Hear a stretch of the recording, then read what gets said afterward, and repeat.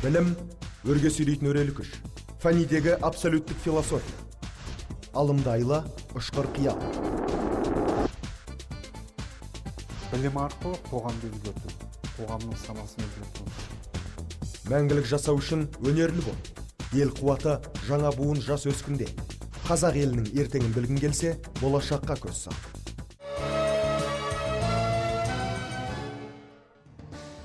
Мың 1993 жылғы 5 қарашада Қазақстан Республикасының президенті Нұрсұлтан Әбішұлы Назарбаевтың қаулысымен болашақ халықаралық стипендиясы тағайындалды. Бұл бастама дарынды жастарға келешекте өздерінің жинақтаған тәжірибелерін мемлекет игілігіне пайдалану үшін шетелде сапалы білім алуға көмектесу идеясына негізделген. 1994 жылы бір топ қазақстандық студент тұңғыш рет шетелдік жоғары оқу орындарына жіберілді. Талай дарынға білім мен ілімнің есігін ашқан болашақ бағдарламасы биыл 20 жаста. Стратегиялық осы жоба аясында 10 мыңға жуық жас маман сан салада білімін ұштап қайтқан. Сол түлектермен жақында елбасы арнайы кездесу өткізді. Сіз елдің бірлігін әркез айтып жүретсіз, сондықтан еліміз аман болсын. Заманында екі батыр қырқысып жатса, бір би айтыпты дейді: арамның жолы қиқалаң, адалдың жолы төтеді, жақсы жаман әркімнің арасынан өтеді. Бұл дүниенің қызығы бәріңе түгел жетеді деген. Қазақстанның ынтымақ жарасын, алар асуы алда болсын. Ал мақсат, сен қайда жүр? Қайда жұмыс істеп жүрсің? Қайда оқыдың? Тіл комитетінің төрағасы. Бәсе. Нағыз баратын жеріңе барыпсың.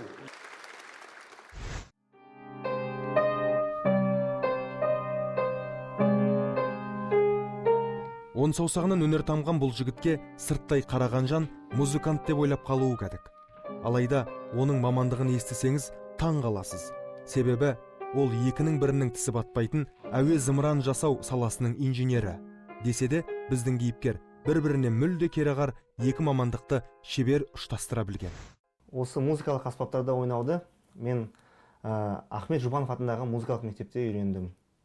4 мен 9 класстарда сол музыкалық мектепте мен труба аспабында оқыдым және де музыкамен таныстым.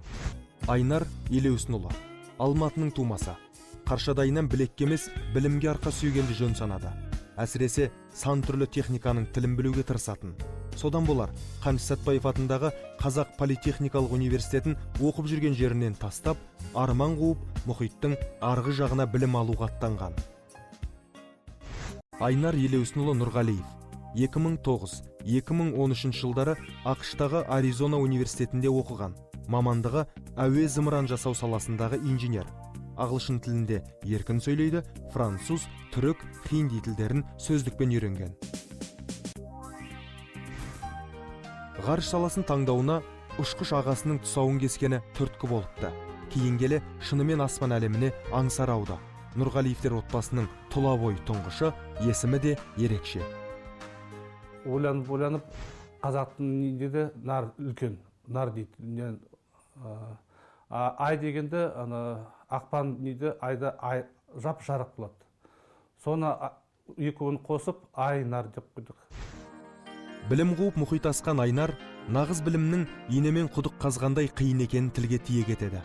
Ұйқысыз күндер, мазасыз шақтар, кітапханаға қону, жастана жатып оқу, болашақ бакалавр осының бәрін бастан кешті. Артқа қарасам, 4 жылдың ішінде не білген, не түсінген. Американың білім беру жүйесі өте мамандырылған, бір ғана мамандық бойынша өте қатты дамыған. Баласы үйден жырақ кетсе, кез келген ата-ананың алаңдайтын анық. Айнардың анасының да бір бүйрегі ақштың Туссон қаласына бұрып тұратын. Бірақ баланың білімге деген ықыласы орасан еді. Сағынышын сарыққан ата-ана тек ертең баламыз жақсы маман болып оралады деген сеніммен ғана жұбанады. Әрине, солай алыс жерге жіберуге бізге де оңай болған жоқ. Біраз қиналдық, жүрегіміз ауырып, қалай ол сол жерде сінет, елдің басқа ел, өзгеше мәдениет, ғұрып, салт, сонда да қиналып жүрдік.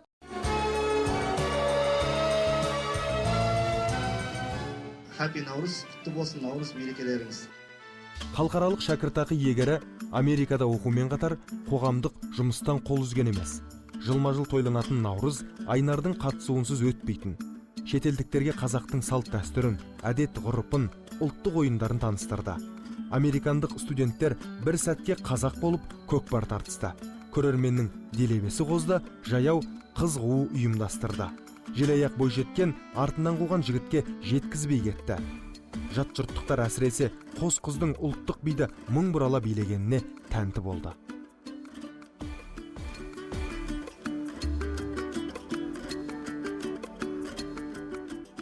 Айнармен біз бірге тіл курстарын бірге алдық, бір жарты жылдай оқыдық, 6 ай. Айнардың енді көп қасиеттері өте көп. Өзі пианинода ойнайды, сальса билейді, библиотекада көп отырады. Өзі тіл дайындалған кезде көп ағылшын, американецтермен, мексиканец болсын, арабтар болсын, өте жақсы тіл байланысады. Америкада жүріп, ғылыми зерттеумен айналысып, студенттік нано жерсерігін жасауға атсалысты. Биыл мамыр айында диплом алып, елге оралды. Бірақ ешкім бірден желіктің майлы басын ұстата қоймаса да, шын жүйрікке тұсау жоқ екенін мойындатты. Басында сынақ мерзімінен алынған жас маман қазір Алматы халықаралық әуежайында білікті инженер. Қазақстанға деген өзімнің үлесімді қосқым келді. Жинаған бүкіл білімімді қай жерде қолдансам дегенде олар көп пайда болды. Атқаратын жұмысым самолеттің двигательдерімен айналысам. Олардың халінің мониторингмен айналысам. Қашан да оның мысалы ремонтқа жіберу керек па, соның бәрін қарастырамын. Өте жұмыс қызық, және де одан сол жұмыс істеген бірге мамандардың тәжірибесін мен алып жатырмын. Және өзім жинаған білімімді, Америкада жинаған білімімді, үлесімді сол арқылы қосып жатырмын. Айнардың еңбек жолы осылайша атамекенде басталды. Егер сезімге ерік бергенде, оқудың соңғы курсында басқа мемлекетке кетіп қалуға да болатын еді. Елге, ұлтқа, жерге деген махаббаты отанға тартты. Намысты ұл осындай болса керекті. 4-ші курсты бітірер алдында менімен оқыған балалардың көбісі қай жерде жұмыс істейтінін алдын ала білген. Өйткені сол жердегі Американың компаниялары осындай сирек кездесетін мамандықтарды іздейді. Және оларға үлкен жалақысын беруін уәдесін береді. Бірақ мен бітірген соң Қазақстанға оралғым келді. Өйткені өзіміздің еліміздің зымыран жасау саласында авиацияны көтеруге де болады. Өте көп мүмкіншіліктер әлі бар. Әлемде ғарышқа зымыран аттандыратын аз ғана айлақ бар. Соның бірі және бірегейі Байқоңырда орналасқан. Аузы дуалы сарапшылардың айтуынша, еліміз соңғы 20 жылда ғарыштық державаға айналуы әбден мүмкін. Соған орай, үкімет бәйтерек бағдарламасын жүзеге асыруда. Айнар секілді мамандар көбейген кезде, ғарышқа өзіміздің зымырандарымыз қатынайтын болады.